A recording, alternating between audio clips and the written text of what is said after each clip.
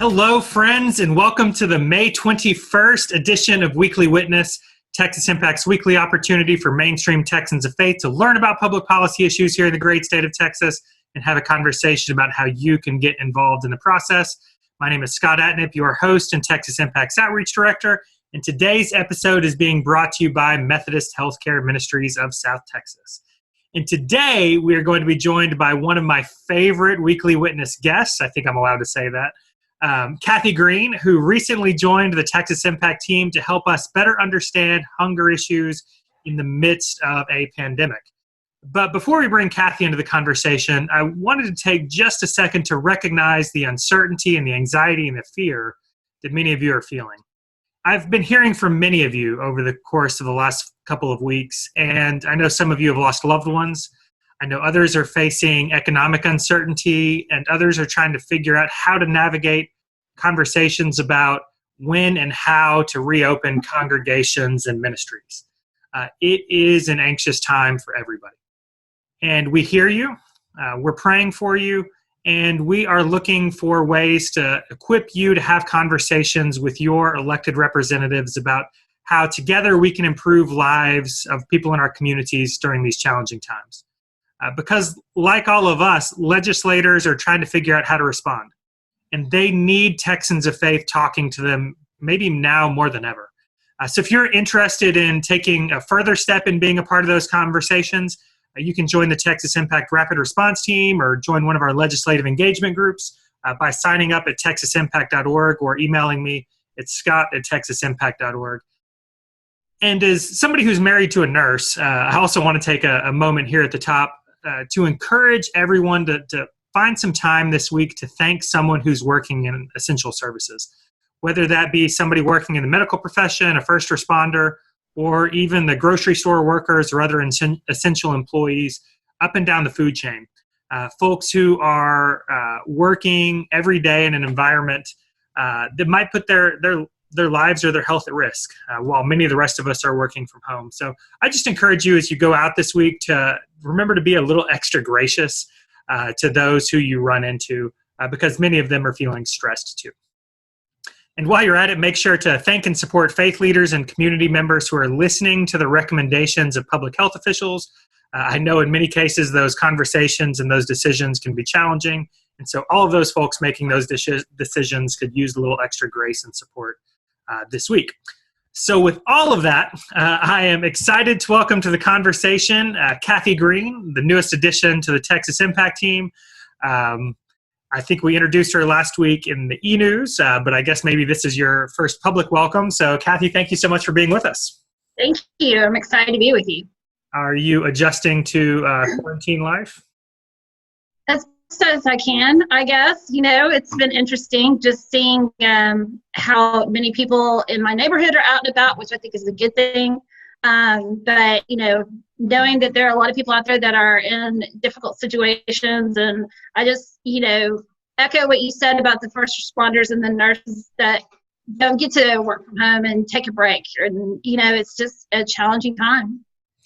It is. So one of the important issues that congregations of people of faith certainly care about during this time is making sure that everybody has access to food. And you have years of experience working in hunger policy and with food banks. So what do Texans of faith need to know about the current status of feeding programs in Texas, and how are the food banks responding? Sure. Thank you, Scott. So as everyone knows, we're in completely new territory. The emergency feeding network is stressed to levels that we've never seen before. Food banks are used to stepping up in a disaster. However, the disaster is usually localized. It's one area of the state. This particular disaster is everywhere. The food that food banks rely on from retailers has also diminished because people are hoarding food and buying up a lot of food that would normally go to food banks.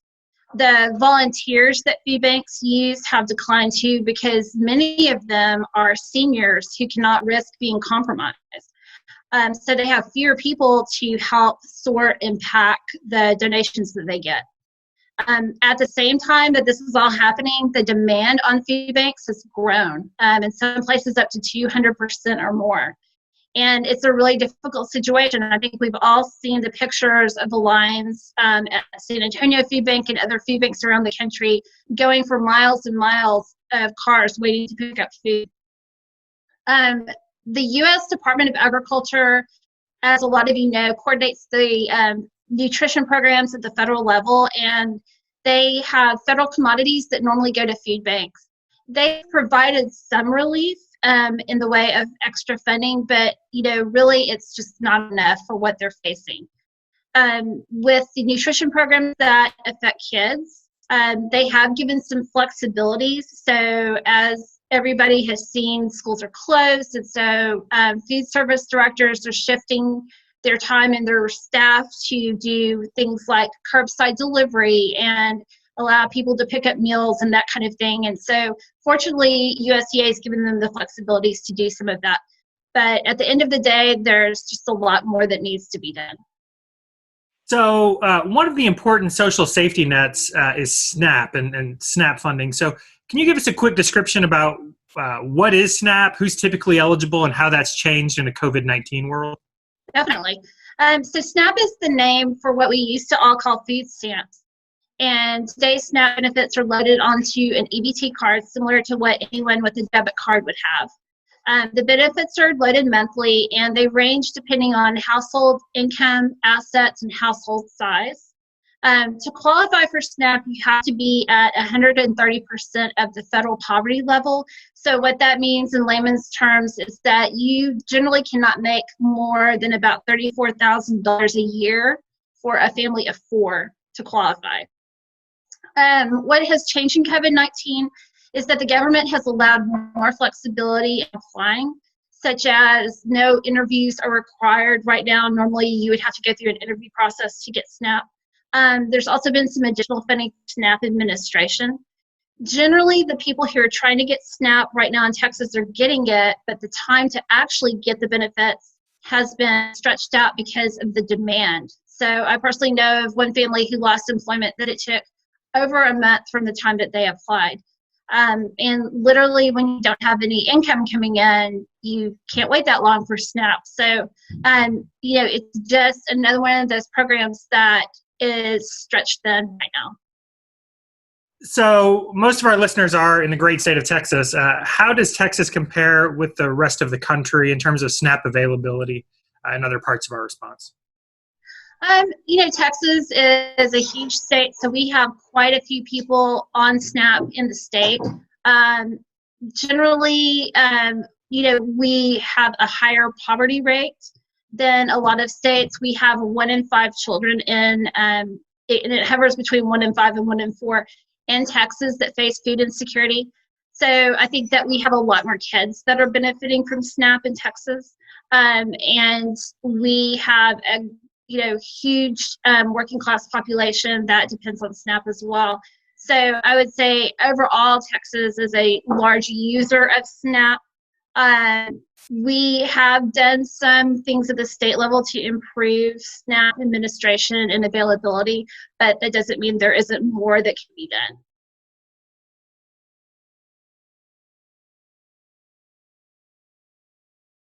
So we talked in our e-news last week, for those who looked at that, about the historic House bill that was passed, the historic stimulus bill that the House of Representatives passed last Friday. So how were hunger issues in that legislation, and what further legislation is in the works beyond this big omnibus bill?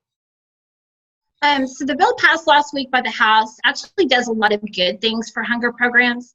There is additional money provided for SNAP in terms of the benefit per month that is given, as well as the minimum benefit.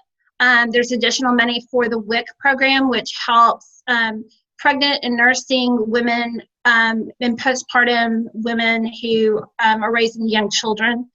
Very important program to children's development at the younger years. And then also some more money for the school nutrition programs.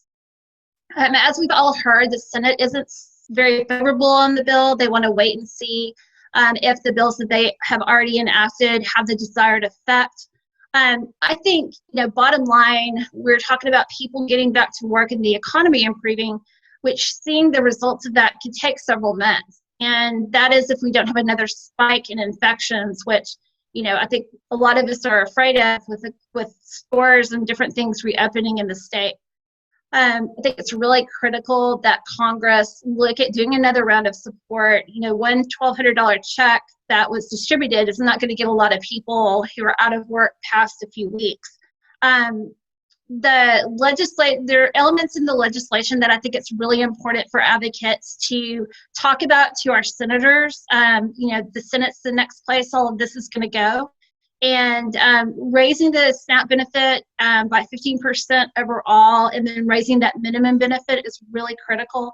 The minimum benefit's really important for seniors because a lot of them right now are getting about $16 a month because their Social Security benefit offsets what they get in SNAP. So almost doubling that to like $30 would be very helpful. There's lots of standalone bills that have been introduced. And I'm happy to make those available to everybody and list some of them. I've got a big tracking sheet going on with the bills that have been introduced. Some of them include protecting SNAP for low-income college students. That is a population that doesn't get talked about quite as much, but there are a lot of college students that are eligible for SNAP that aren't receiving it. Also allowing food delivery for SNAP recipients. Right now, you couldn't order in food from like Amazon or someplace like that because it's not allowed. That would help for a lot of SNAP recipients who are either in rural areas or seniors that can't get out of the house. That would be a great support for them. And then one bill that I saw is not including counting unemployment benefits in the assets and income to qualify for SNAP. And I think that's very critical too when you're talking about the SNAP benefit and the people who are getting that benefit. The average amount that a household gets in SNAP is about $234 a month. And we all know that's not quite enough to take care of groceries for a month. I think one thing people can also do is follow some of the champions on Twitter that are pushing these bills, and hopefully some of these elements that they're pushing will get in the Senate bill. Senator Jim McGovern of Massachusetts is one. Rosa DeLauro of Connecticut is another senator. Bob Casey of Pennsylvania. Kristen Gillibrand of New York. And Representative Jahana Hayes of Connecticut and Representative Fudge of Ohio are all people who are pushing these individual bills in the hopes that some of those elements that are really critical on food will get passed. So Texans of faith across the spectrum will sometimes argue about some things. At least I've heard rumors of that happening. But it seems like everybody can agree about the importance of caring for the hunger needs of Texans. So short term there, it's call your Texas senators, Senator Cornyn and Cruz, to encourage them to support the at least the hunger components of the stimulus bill. Is that right? Absolutely, yes.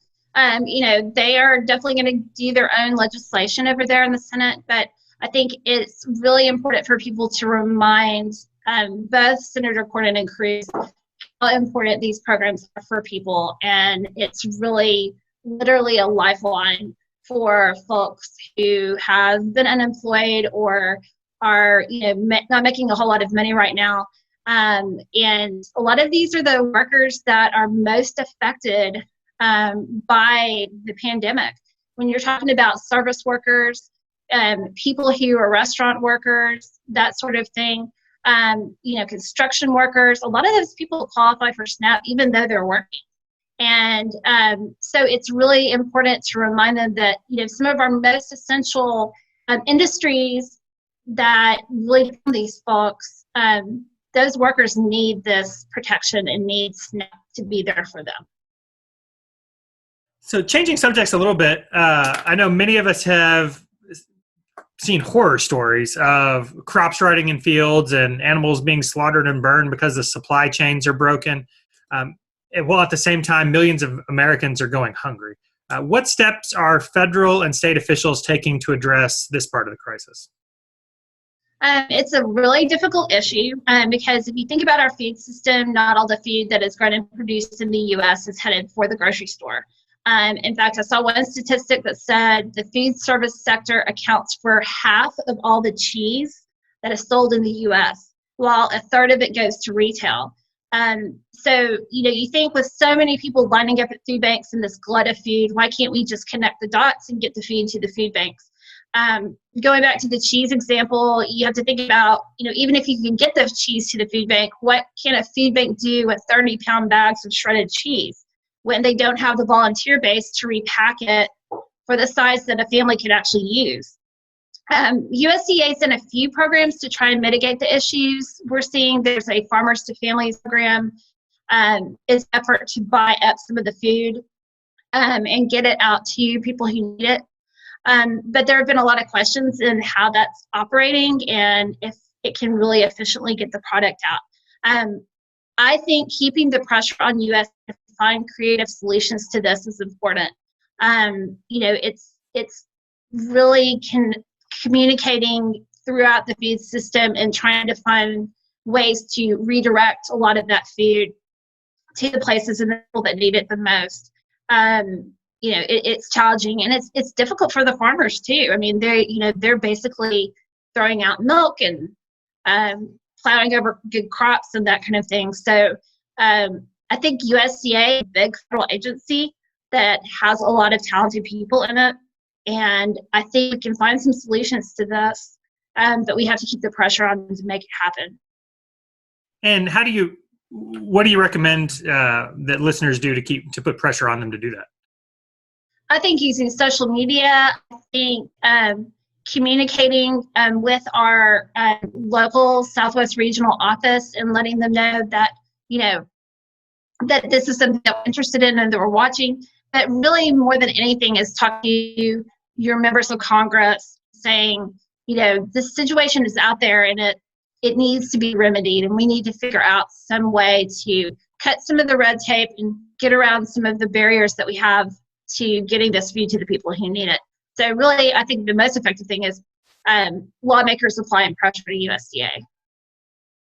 So I was on a call with somebody this morning from one of our legislative engagement groups who said they have their member of Congress on speed dial and are trying to work to build that relationship and let them know what they're seeing and hearing. I know a lot of listeners are wanting to know what they can do to help make sure that Texans have access to food.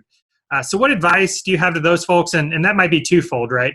It might be how we respond in our local community and how we advocate for policy change. What are your recommendations? I would say one of the immediate things that you can do is to donate to your food bank. And money instead of actual food is the most helpful thing. Food banks can turn around $1 into 4 meals.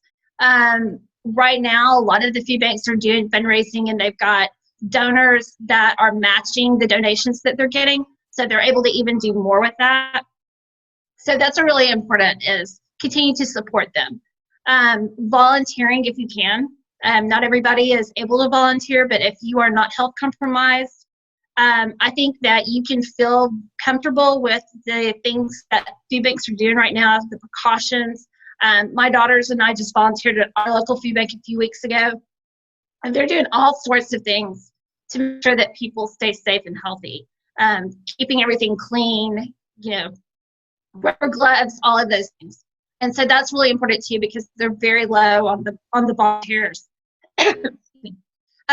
Checking on your neighbors. There's so many people that are affected by hunger in a silent way that we don't think about. The college students, the seniors, the people that are, going to school with your kid. I think a neighbor at work and being a community at this time is so critical because people are so much more isolated than normal. Another thing that people can do, excuse me, there was a really harmful rule that was allowed to go for this past year. It's called the public charge rule, and some people may be familiar with it. Essentially, it prohibits immigrants who receive food, health, or housing aid from getting green cards. And this goes all the way back to the 19th century public charge rule, And it's designed to block immigrants who they think are going to be a drain on the system. It has really had a chilling effect on people accessing services, even those that are actually eligible. So this, combined with the fact that the Latino community has disproportionately suffered from the coronavirus pandemic, and that they suffer from food insecurity in greater numbers, is just almost the perfect storm of denying people services that really need it. And so I think it's really incumbent upon us to make sure our immigrant community is educated and informed, that they know where they can get food, that they know where they can get services, that they continue to feel like they are part of the community, and that they have people that care about who they are and what their situation is. So that is definitely something too. From a policy perspective, I think it is so critically important right now for us to bear witness to what is happening. This crisis has really shined a light on how many people in our country are living on the edge. There are so many people that don't have savings to get them through a period of unemployment, and how our SNAP benefits aren't really adequate to feed a family. So I really think it's important to remind our legislators and members of Congress of this situation right now and how critical these nutrition and federal programs are to people making it. So I think just, sometimes Congress and the Texas legislature have sort of a short-term memory. And right now, keeping abreast of what's going on and reminding them about these programs is really important. It is, and we have a historic level of support among people of faith for those programs. Talking about, and a lot of people right now are really trying to do their best to make sure their elected representatives understand what's happening in their local communities, and we have an opportunity to speak to that. So, as someone with extensive experience working with and for elected officials, can you give us some advice about what state and federal officials are dealing with right now, and how we can most effectively communicate with their offices? Definitely. I think that they are all dealing with this in different ways. I'd like to give most elected officials the benefit of the doubt and believe that most of them truly want to help their constituents, that they are in that position for the right reasons. But politics and legislation, as we all know, doesn't happen in a vacuum. And there is an election coming up. There's also pressure from what their party is telling them, what their party's leadership is telling them. Often there's a quid pro quo of, you support my legislation, I'll support yours. So there's a lot of outside pressures on the decisions that members of Congress and legislators make. Here in Texas, the economic forecast is a little grim going into this legislative session. In a normal legislative session, there are always many competing interests for the state budget. We always have to fund health and human services, public education, transportation, prisons. The list goes on. There's a lot of big things that our state budget supports. Now we are going into a session where oil and gas prices have plummeted. Sales tax receipts are down. And the governor has directed state agencies to cut their budget requests by 5%. And they're going to be presenting the first draft of those budgets next month. So the state budget is going to be even more stretched than it normally is. I think the best thing that people can do is be present. Show up at the virtual town halls. A lot of different legislators and members are doing virtual town halls. People that are running for office, educate yourself on all the folks that are running in your districts. And a lot of those people are having, online coffee chats and Zoom calls, trying to get input from the people in their district. And I think being there and asking the hard questions and making sure that they know that you are going to hold them accountable if they get into office, and that these issues really, really matter. Email them, be vocal. As legislators and members of Congress are dealing with the economic fallout of this crisis and how to legislate in it, it is our duty to really make sure that the stories of the most vulnerable among us don't get lost in the whole conversation. this is not the time to make public assistance programs harder to get. It is definitely a time for maximum flexibility and for additional funding. And so I think really speaking up, at the legislature and in Congress, the squeaky wheel gets the grease. And you can be an effective advocate by being present and being vocal. Well, we certainly need Texans of faith to be vocal right now. This is an important issue. This is an important time, and we expect y'all to make those telephone calls and get engaged. Kathy, I didn't prepare you for this, but I'm wondering, because we have been hearing a lot of negativity, a lot of bad news, a lot of folks who are scared. I wonder if you have either something to leave us with or something that gives you hope in these challenging times. I think that one thing that gives me great hope is that I'm constantly reminded about the power of community and Texans taking care of Texans. And you see it all around us. You see it from people who are sewing masks for others, who are, providing coloring books for nursing home patients that can't, get out and see their family. The way that people have really rallied around this issue and tried to help each other. I mean, I get on my Nextdoor app sometimes, and that, neighborhood chatter can be a little annoying at times, but I have also seen the best of people, and that people willing to go pick up food for each other, people checking in on each other. So I'm just reminded that as Texans and as Americans, that we are really resilient people who take care of each other, and that has given me a lot of hope. I've really loved watching that happen. Here, that'll preach. That's a good sermon to end today on. And I find hope that there in the fact that there are advocates and folks like you who are working so hard on important issues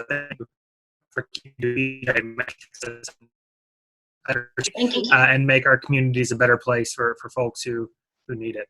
I also find hope in all of you for tuning in today, and for the telephone calls you make to advocate for change, to advocate for a better Texas. So thank you all for tuning in, and we'll look forward to continuing to resource and figure out how we can all improve our communities in these trying times.